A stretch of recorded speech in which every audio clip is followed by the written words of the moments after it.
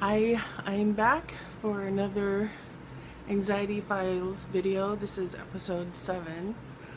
Um, it's been a really rough day. I broke a tooth and my mouth is like torn up from the jagged edges and I can't get to the dentist because I'm homebound. So that's hard, and I've got some other physical things going on, health things that are freaking me out. And then I started falling asleep and waking up with the terror this afternoon.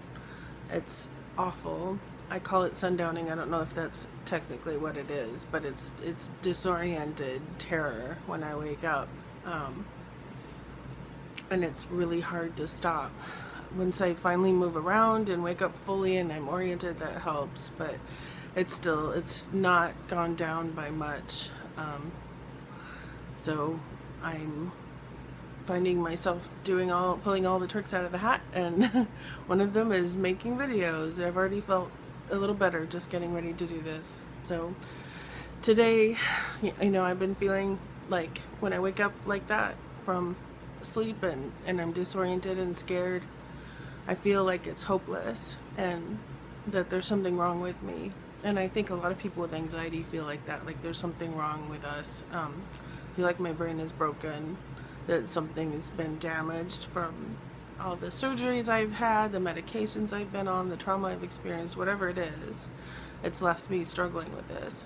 And I want to remind myself and anybody else who's feeling that way to remember that our brains can heal and our minds can heal. Anxiety is treatable. So that's a good thing to remember. And I think I'm going to call today's episode something like, keep doing the work every day. Because that's what's going to help us. When it's going to help me, I know.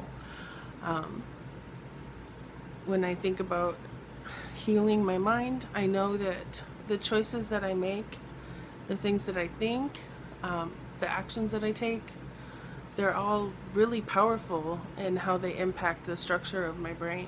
So every time that I start feeling consumed by the anxiety and overwhelmed by it, every time I make a choice to step out of that, it's helping heal my brain. Every single time. It's making it better so that next time maybe it won't be quite so powerful, or maybe there'll be longer times between episodes, or maybe they won't last as long. And I have been finding it a little bit better. I think we need to keep a list like I've been talking about in these videos, and remember the work that we need to do every day, and that involves like sleeping, making sure you get enough sleep as best you can. I know with anxiety, insomnia is often a problem, but I know for myself, one of my problems is I'll fall asleep sitting up in my chair, and that doesn't help my body at all, especially with lymphedema. So if I can get myself into bed and get the oxygen on, which I need, and oxygen, one of the things that causes issues in your brain is lack of oxygen. So if anybody out there is supposed to be wearing a BiPAP or a CPAP, do that, and keep your brain oxygenated. Exercise does that too. It's really good for us to exercise, and remember to take deep breaths and exhale all that CO2 out, and visualize that peace coming in and all the anxiety coming out. What else is on our list for the work we do every day? I know for me, it's helpful to socialize, get yourself out of your own head, do something creative, make a video yourself, write some poems, paint some pictures, make something, something that'll get your hands busy and take your focus out of the things that are making you anxious. Time out if you can. I know meditation for me is a difficult thing because I end up getting sucked into the anxiety vortex, but do the things that help you get into that meditative state. For me, sometimes drawing does that. Music can do that. Singing helps. Singing helps change your brain. If you can sing with other people, even better. choose hope. You know, we've talked about that too. Choosing hope, imagining best case scenarios. These are all things that, you know, they might help, might not in the moment, but if you keep doing it every day, do that work every day, that's what's going to help heal your brain.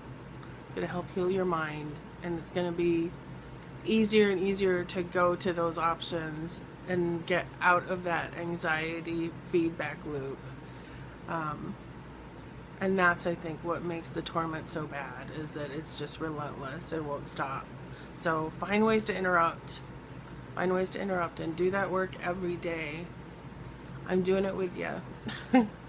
And, you know, someday I'm hopeful, and I'm choosing to hope that someday I'll look back on this time and be amazed at how far I've come and how much more peaceful my life is and healthy I am.